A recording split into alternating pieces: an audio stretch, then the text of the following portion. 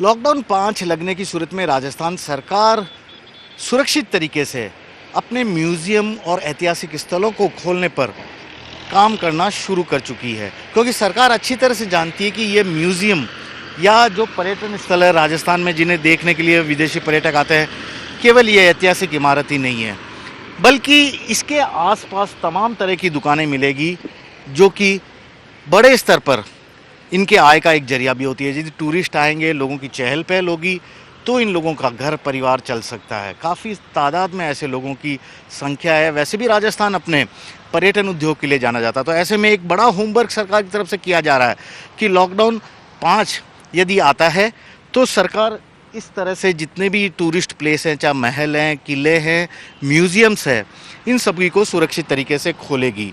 सरकार चाहती है कि म्यूज़ियम को भी या किलों को भी कुछ आय हो जाए, क्योंकि इनकी मेंटेनेंस का खर्चा सबसे बड़ा खर्चा होता है। यहाँ पर इन्हें सहेज कर रखना पड़ता है, क्योंकि ऐतिहासिक चीज़ें हैं, इनके साथ जरा भी लापरवाही बरती नहीं जा सकती। पिछले जब से लॉकडाउन लगा तब से ये बंद हैं, तो इनके जो रखावट है, बनावट है या सहेजने में काफ़ी पैसा खर्च होता है इन पर।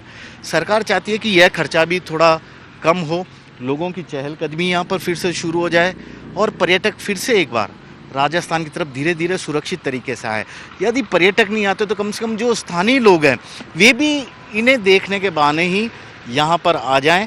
ये जो आसपास की दुकानें, यहाँ से ख़रीदारी करें और इन दुकानों का से जुड़े लोगों का जीवन भी चल सके। तो इस तरह की राहत सरकार की ओर से देने का अब अगले चरण में पूरी कोशिश की जा रही है, और इसी को लेकर लगातार मांग भी उठ रही थी सरकार से। बार बार ये सरकार को कहा जा रहा था कि आप ज़्यादा से ज़्यादा जगह खोलिए। यह बात सही है कि सशर्त हो ये छूट, तमाम तरह की सुविधाएं, सतर्कताएं बरतने के लिए दुकानदार भी तैयार हैं।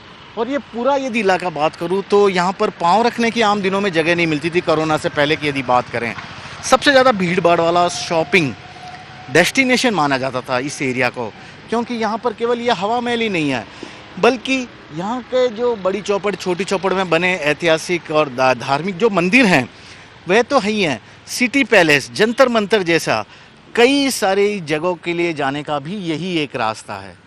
तो ऐसे में सरकार की कोशिश है कि यहाँ पर अब जनजीवन को फिर से पटरी पर लाया जाए, आर्थिक गतिविधियों को शुरू किया जाए। दुकानें जो बंद पड़ी है फिर से उनमें एक तरह से बाहर लाने की सरकार अपनी ओर से कोशिश कर रही है। हाँ, ये बात ज़रूर है कि अब की बार ये दुकानें खुलेगी तो ज़रूर, लेकिन काफ़ी सावधानी, सतर्कता पूर्वक इन्हें खोला जाएगा, क्योंकि यह कंटोनमेंट जोन में आता है। लेकिन इस गली में यदि देखा जाए तो कोरोना का कोई केस नहीं है, चूँकि ये रामगंज के पास वाला इलाका है। तो ऐसे में यहाँ पर भी इसी तरह सुरक्षा के लिए 7 पुलिस थाना इलाके में, जयपुर के इस परकोट के 7 पुलिस थाना, 7 पुलिस थाना इलाके में कर्फ्यू पहले दिन से लगा दिया गया था।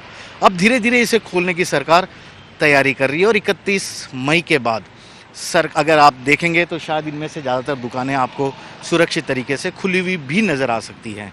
कैमरामैन दिनेश कुमावत के साथ श्रीवत्सन, जयपुर न्यूज़ 24।